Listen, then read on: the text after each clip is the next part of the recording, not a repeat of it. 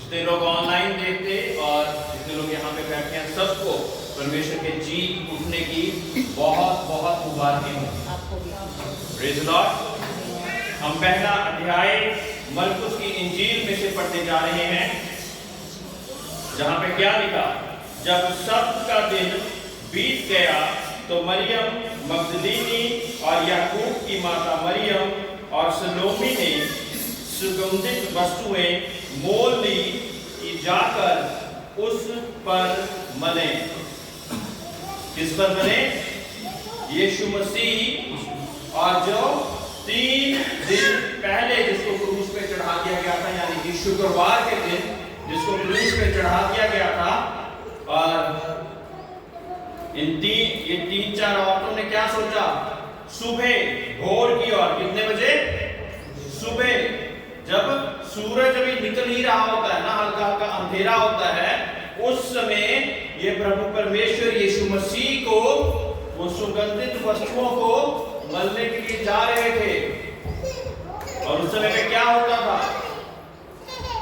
यहाँ पे तो दफनाया भी जाता है और जलाया भी जाता है, और आजकल इलेक्ट्रॉनिक सिस्टम भी आ गया है जो कि 2 मिनट में कुछ खत्म कर देता है। लेकिन उस समय पे क्या होता था कि गुफा जैसी बना के उसके ऊपर बहुत बड़ा पत्थर रख दिया जाता था, और पत्थर के अंदर जो मृतक शरीर होता था उसको रख दिया जाता था।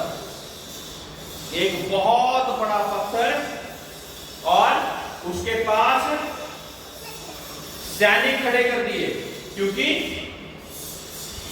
जो वहां के धर्म के ठेकेदार थे वो क्या कह रहे थे कि कहीं कोई रात को इसको ले ना जाए, और इस वजह से सैनिक भी इकट्ठे करो यहाँ पे।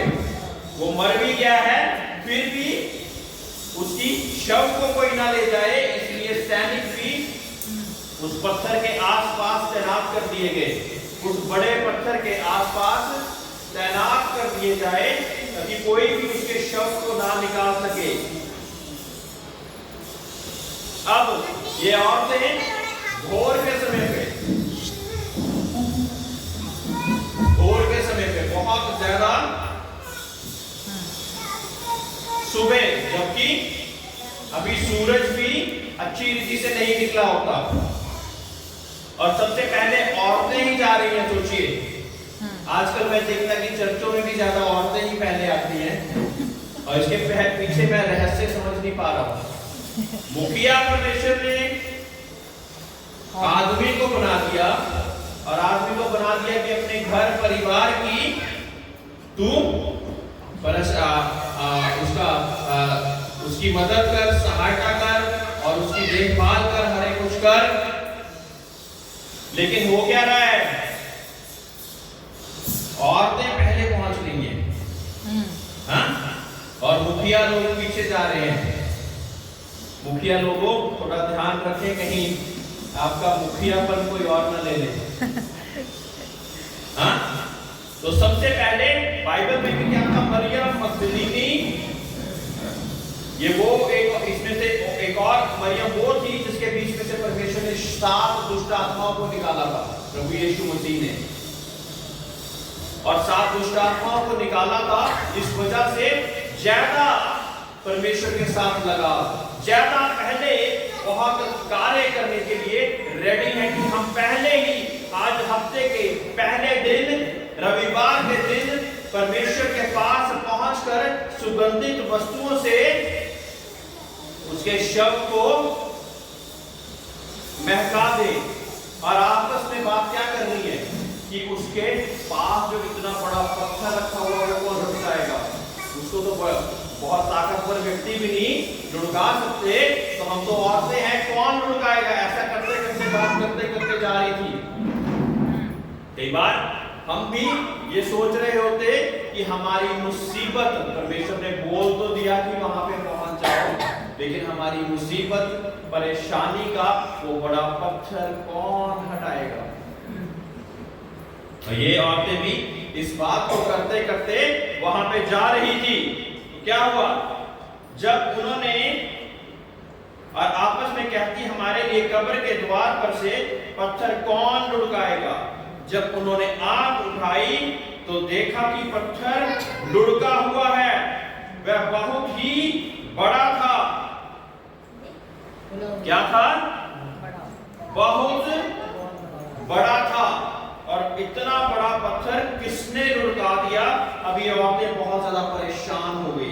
कब्र के भीतर जाकर उन्होंने एक जवान को श्वेत वस्त्र पहने हुए दाहिनी ओर बैठे देखा और बहुत चकित हुई।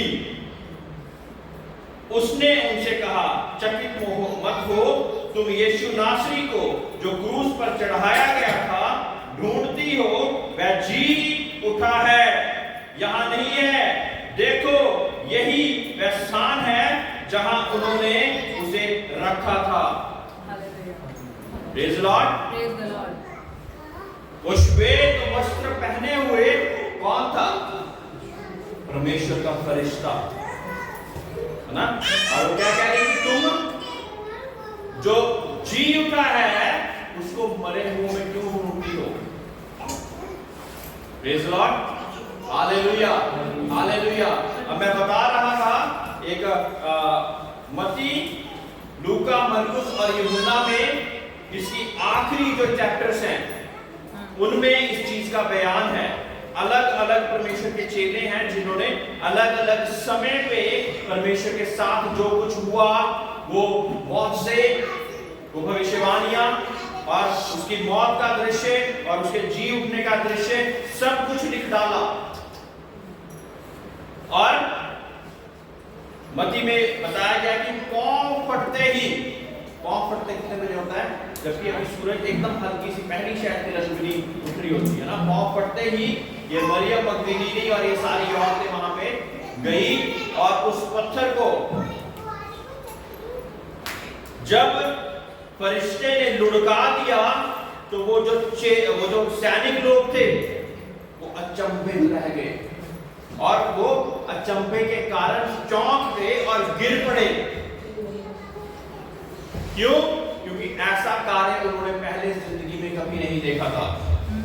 और अभी ना चेलों को याद है, ना मरियम मगदलीनी को याद है, ना बाकी उन औरतों को याद है कि परमेश्वर ने कुछ कहा था।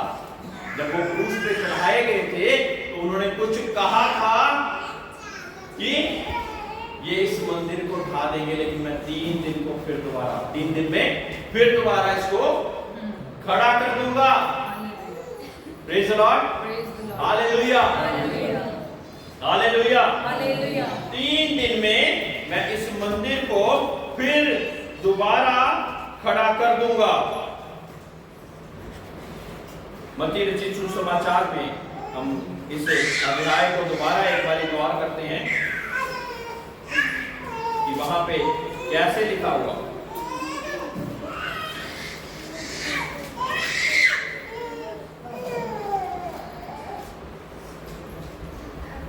और देखो, एक बड़ा भूकंप हुआ। पत्थर लुढ़कने से पहले क्या हुआ? एक बहुत बड़ा भूकंप हुआ, क्योंकि प्रभु का एक दूत स्वर्ग से उतरा और पास आकर उसने पत्थर को लुढ़का दिया और उस पर बैठ गया। Praise the Lord, praise the Lord, hallelujah, hallelujah. तो जब परमेश्वर ने कुछ कार्य करना होता है तो अगर मनुष्य उस कार्य को नहीं करते तो कौन करते हैं? स्वर्गदूत, स्वर्गदूत, है ना। और यहाँ पे परमेश्वर ने किसी मनुष्य की सहायता नहीं ली उसको पत्थर को हटाने के लिए, लेकिन खुद अपने स्वर्गदूत को आदेश दिया और वहां पे एक बड़ा भूकंप हुआ और वो पत्थर को वो लुढ़काकर वो स्वर्गदूत उसके ऊपर बैठ गया। और जब उसके ऊपर बैठ गया तो बाकी सभी जो वहां पे सैनिक लोग तैनात थे, आपको पता कि जो रोम राज्य के सैनिक लोग हैं वो सबसे ज्यादा पावरफुल, सबसे ज्यादा शक्तिमान माने जाते हैं। उनकी शक्ति पूरे संसार में मशहूर है। उनके आगे कोई भी कार्य नहीं कर सकता। लेकिन यहाँ पे क्या हुआ? जब परमेश्वर ने ये कार्य करा तो वो स्वर्गदूत के सामने वो टिक नहीं पाए, बल्कि भौचक्के रहकर बेहोश हो गए। इतनी ज्यादा वो श्वेत रोशनी को देखकर, इतने बड़े भयंकर उस भूकंप को देखकर, और जब पत्थर को लुढ़काया गया तो वो अचंभित रह गए। मेरे प्रियो, एक ही कब्र है जो कि खाली है, और उसके बाद आप मानोगे नहीं कि एक कब्र जिसके बीच में से प्रभु यीशु मसीह जी उठे, और साथ ही साथ जो उनके ऊपर कपड़े लपेटे हुए थे, जब वो मरियम मगदलीनी और बाद में चेलों को भी बताया तो जब वहां पे पहुंचे तो वो कपड़े फोल्ड करे हुए थे। इसका क्या मतलब है कि मैंने अपने मौत का कार्य भी पूरा कर दिया, जी उठने का भी कार्य कर दिया पूरा, और जब हमने दोबारा वहां पे नहीं लेटना होता तब हम अपने कपड़े को तय करते हैं। तो प्रभु यीशु मसीह ने, कई लोग कहते हैं कि उसने कपड़े क्यों वहां पे तय करके दोनों पैरों की तरफ भी और सिर की तरफ भी वहां पे उस गुफा में जो कि कब्र थी उसमें ऐसे करके रख दिए, जो कपड़े उसको लपटाए गए थे, क्योंकि वो जानता था कि इस जगह पे मैं दोबारा कभी नहीं आऊंगा। Praise the Lord. इस जगह पर मैं कभी दोबारा नहीं आऊंगा, इस कारण वो कपड़ों को फोल्ड कर अच्छी रीति से रखकर उसके बीच में से बाहर निकल गया, बाहर निकल गया ना।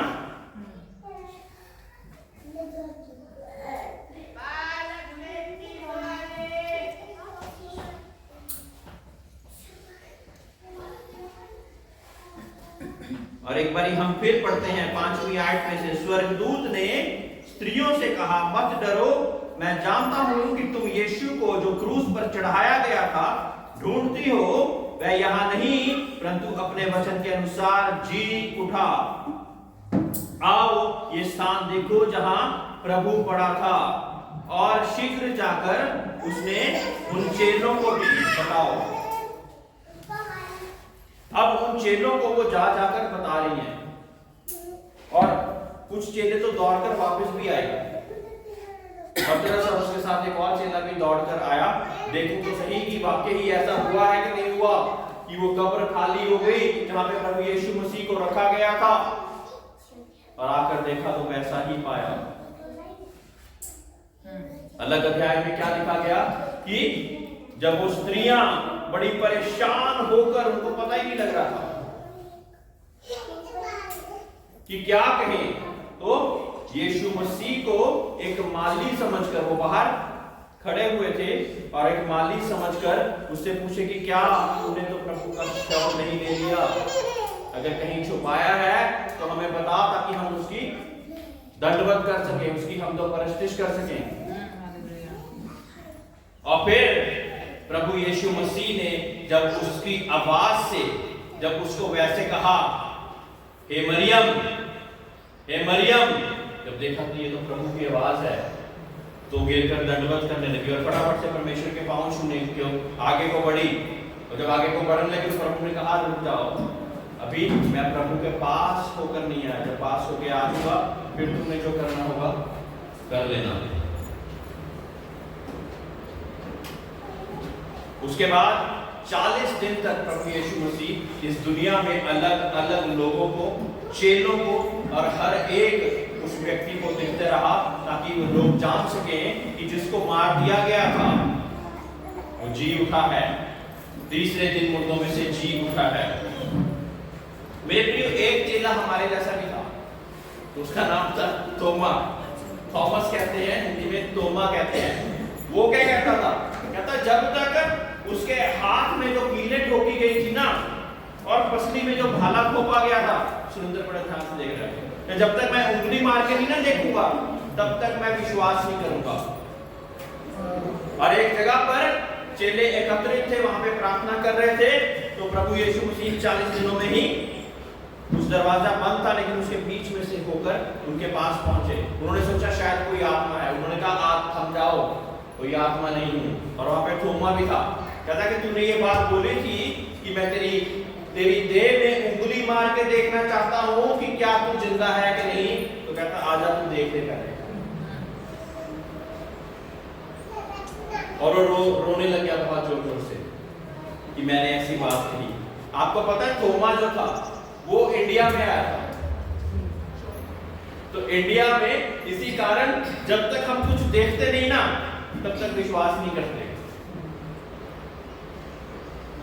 चिन्ह चमत्कार जब तक नहीं देखते तब तक हम विश्वास नहीं करते। हम जब तक छूकर नहीं देखेंगे हमें विश्वास नहीं होगा। अभी हल्का हल्का हम ऑनलाइन जाना सीख गए हैं कि ऑनलाइन की चीजों पे भी विश्वास करने लगे हैं कि हमने पैसे दे दिए हैं तो पहुंच जाएंगी शायद हमारे पास वस्तु। लेकिन पहले जब तक छू नहीं लिया तो विश्वास नहीं किया। वही चेला इंडिया में आया था, केरला साउथ इंडिया से होते हुए पंजाब की तरफ और सारी जगह पे परमेश्वर के नाम को फैलाते हुए वही चेला इंडिया में भी आया था परमेश्वर का। इसी कारण शायद मैं ये नहीं कहता पक्के हैं, कई लोग बिना देखे भी विश्वास करने वाले हैं। परमेश्वर का वचन कहता है कि कुछ लोग देखकर विश्वास करते हैं, लेकिन धन्य है वो लोग जो कि बिना देखे विश्वास करते हैं। मेरे प्रियो, अगर हम सोचे कि परमेश्वर नहीं है तो परमेश्वर तो फिर भी है। अगर हम सोचे कि परमेश्वर हमारे जीवन में कुछ नहीं कर सकता तो हमारे जीवन में कुछ नहीं करेगा।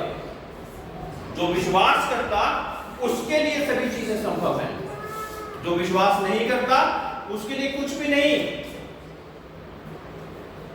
है ना।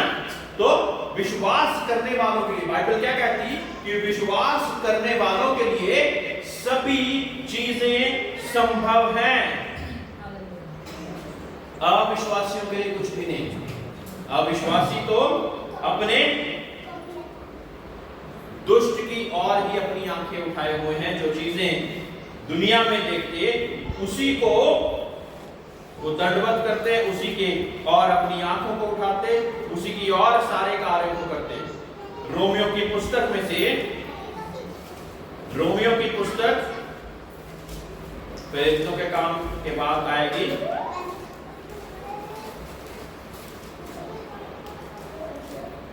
उसका 8 अध्याय की 34वीं आयत में हम देखेंगे।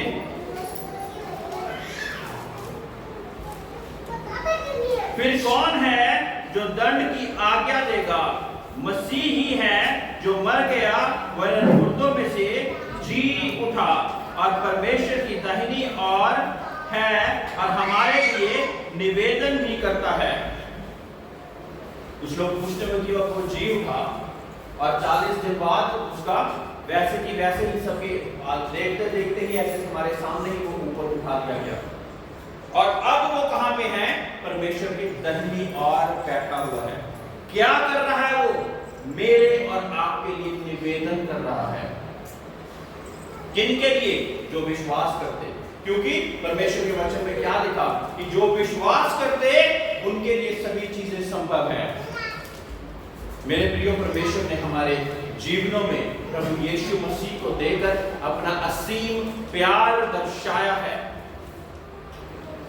जो कार्य पूरी दुनिया के लोग नहीं कर सकते थे, पीर पैगंबर नहीं कर पाए, वो बलिदान के लिए कोई भी रेडी नहीं था,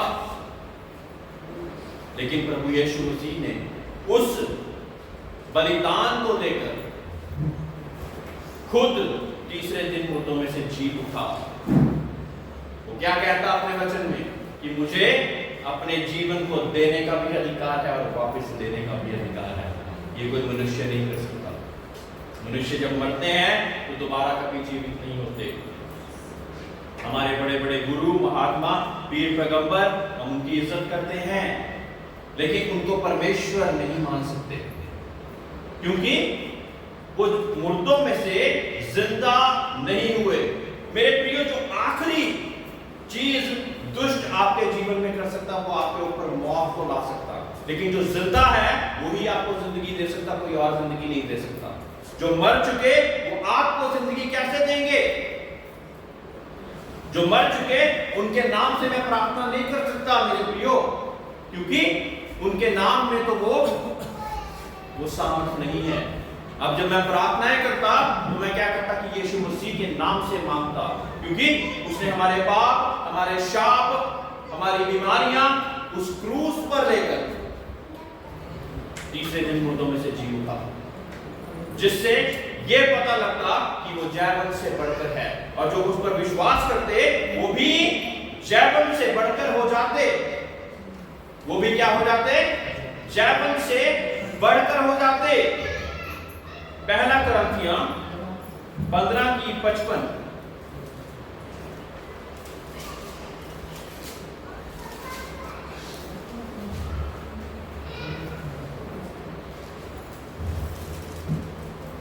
पहला कुरिन्थियों 15:55 से पढ़ेंगे। जय ने मृत्यु को निगल लिया। Praise the Lord, hallelujah. जय ने मृत्यु को निगल लिया। संसार में तो मृत्यु भी सबको निगल जाती है, बीमारियां, परेशानियां, और उसके बाद अंत क्या होता है? मृत्यु। और मृत्यु निगल जाती है। लेकिन यहां पे क्या हुआ? जय ने मृत्यु को निगल लिया। हे मृत्यु, तेरा जय कहां रही? हे मृत्यु, तेरी जय कहां रही? हे मृत्यु, तेरा डंक कहां रहा? मृत्यु का डंक पाप है, और पाप का बल व्यवस्था है। व्यवस्था के कारण मेरे प्रियो हम पापी ठहराए जा रहे थे। ये किसने बताया कि ये चीज पाप है और इसके द्वारा तुम मृत्यु पाओगे? वो व्यवस्था थी। व्यवस्था के कारण हमें पता लगा कि कौन कौन सी चीजें करेंगे तो उसको पाप माना जाएगा। लेकिन वो पाप की मजदूरी तो मृत्यु थी, और हम मृत्यु की ओर ही चले जा रहे थे। वचन में लिखा हुआ 100 में से 99 चीजें भी मानकर अगर हम एक में भी गलत ठहर जाते तो सब में हम पापी ठहर जाते, और फिर भी हम दंड की आज्ञा पाते। लेकिन प्रभु यीशु मसीह ने मौत पर विजय पाकर मेरे और आपके लिए एक सच्चा प्रायश्चित कर दिया। जिसने कभी पाप ना किया हो वो हमारे लिए बलिदान होकर और सारी बलियों को मिटाकर इसके बाद कोई और बलि नहीं दी जाएगी। आपने क्या करना है? केवल विश्वास करना है। विश्वास करने वालों के लिए सभी चीजें संभव है। परमेश्वर का वचन कहता, परमेश्वर ने जगत से ऐसा प्रेम रखा कि अपना इकलौता पुत्र दे दिया, ताकि जो कोई उस पर विश्वास लाए वो नाश ना हो परंतु अनंत जीवन पाए। मेरे प्रियो, यहाँ पे परमेश्वर ने जगत से ऐसा प्रेम रखा बोला है। परमेश्वर के राज्य में कोई हिंदू, मुसलमान, क्रिश्चियन नहीं होता, सिख नहीं होता, यहाँ तमाम जो दुनिया के धर्म बनाए हुए हैं वो नहीं होता। वहां पे एक लोग, एक जाति जो कि परमेश्वर को मानती है वो होती है, और दूसरी है जो अनआज्ञाकारिता में, यानी जो कि दुष्ट के साथ चलती है। चुनाव मेरा और आपका है। क्या हम परमेश्वर जो कि जीवित है उस पर विश्वास कर कर अपने जीवन में उसको उद्धार करता, अपना मुक्तिदाता करके स्वीकार कर लेंगे, या दुष्ट और उसकी चालों पे ही हमेशा चलते रहेंगे? मेरे प्रियो,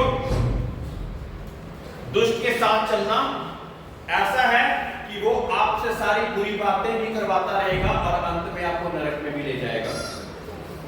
और परमेश्वर के साथ चलना कठिन हो सकता, क्योंकि आजकल झूठ बोलना मुश्किल नहीं है, सत्य बोलना मुश्किल है।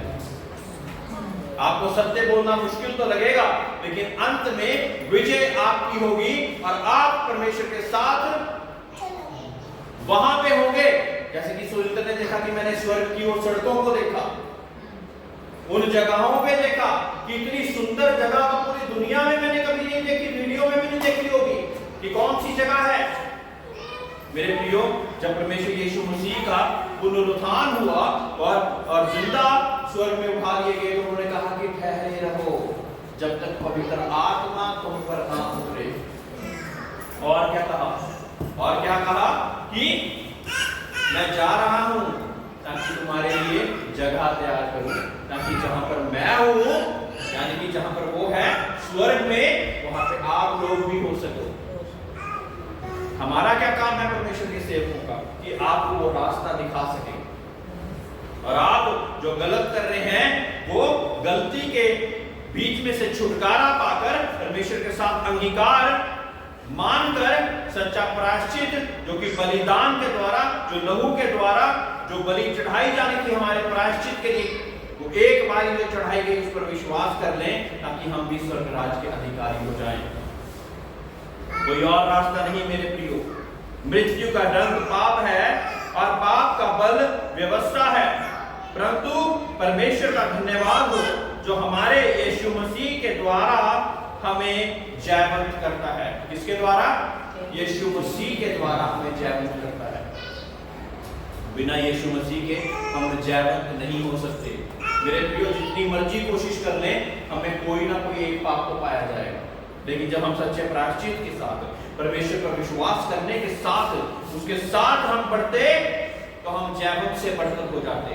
तो परमेश्वर, क्योंकि इतना महान परमेश्वर जिसकी इतनी पवित्रता है कि हम उसके पास पहुंचते तो हम खत्म हो जाते। अब परमेश्वर के यीशु मसीह के लहू के द्वारा, उसके बलिदान के द्वारा अब हम उसमें ढांपे हुए पाए जाते। अगर प्रभु यीशु मसीह हमको देखता तो एक पाप की अवस्था में नहीं देखता, जो अंगीकार किए हुए और विश्वास किए हुए हैं। क्या देखता कि प्रभु यीशु मसीह ने इनके लिए जान देकर इनके पापों से इनको रिहाई दे दी है। अब इन पर दंड की आज्ञा नहीं, अब जो उसमें है उनको, उनके ऊपर दंड की आज्ञा नहीं है। लेकिन मेरे प्रियो, सावधान, एक बार प्रायश्चित कर बपतिस्मा लेकर उसके बाद आप दोबारा पाप करते रहें तो ये अच्छी बात नहीं है।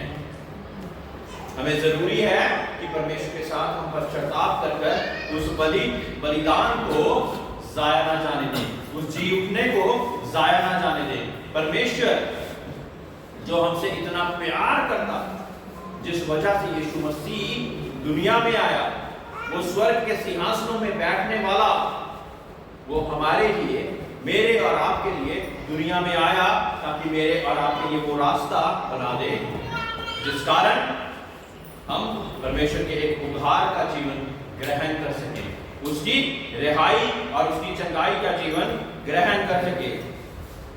इसलिए 58 ऐड, इसलिए हे मेरे प्रिय भाइयों, दृढ़ और अटल रहो और प्रभु के काम में सर्वदा बढ़ते जाओ, क्योंकि ये जानते हो कि तुम्हारा परिश्रम प्रभु में व्यर्थ नहीं है। अगर अपने आप परिश्रम कुछ और करते रहेंगे तो व्यर्थ ही व्यर्थ है। प्रभु परमेश्वर के साथ जो आपका परिश्रम है वो व्यर्थ नहीं है। आज कुछ लोग, बहुत से लोग आने वाले थे लेकिन आए नहीं, और हम उनके लिए खेद व्यक्त करते हैं क्योंकि इस कीमती मैसेज को वो लोग नहीं सुन पाए। मेरे प्रियो, आजकल अंधकार का समय चलता और दुनिया में सभी लोग वहीं दौड़ते जाते, जो शरीर को अच्छा लगता उसकी ओर दौड़ते जाते। शरीर को क्या अच्छा लगता? जो शारीरिक अभिलाषाएं, शारीरिक पाप, शराब, नशा, लुच्चपन, ईर्ष्या, बैर, गुस्सा, और इन्हीं चीजों के पीछे सभी लोग दौड़ी जा रहे हैं। लेकिन परमेश्वर में भवन में आने के लिए बहुत कम। ये वचन में पहले से लिख दिया गया है कि चौड़ा है मार्ग जो कि दुष्ट और उसकी ओर जाता, लेकिन परमेश्वर की ओर चलने वाला मार्ग सकड़ा है। मेरे प्रियो, मार्ग सकड़ा जरूर है लेकिन जीत निश्चित है। क्यों? क्योंकि जिंदा यहोवा है हमारा। Praise the Lord. क्योंकि जिंदा यहोवा है हमारा, जिसने मौत को हराकर जीवन दे दिया। हमको मौत को हराकर हमें जीवन दे दिया। Praise the Lord. Hallelujah, hallelujah. सभी लोग खड़े हो जाएंगे। Hallelujah, hallelujah. आज पुनरुत्थान का दिन एक बार फिर से आप सब लोगों को मुबारक हो, और मैं विश्वास करता कि ये छोटा सा मैसेज आपके जीवन में बहुत बड़ा कार्य करेगा और आप इस बात को जान सकेंगे कि प्रभु परमेश्वर ने जो बड़ी कुर्बानी और उसके बाद जो बड़ा जीवन, जिसे अनंत काल का जीवन जो कि विश्वास के द्वारा हमारे बीच में आता, उसमें हम भाग्यशाली हो जाएं। Praise the Lord.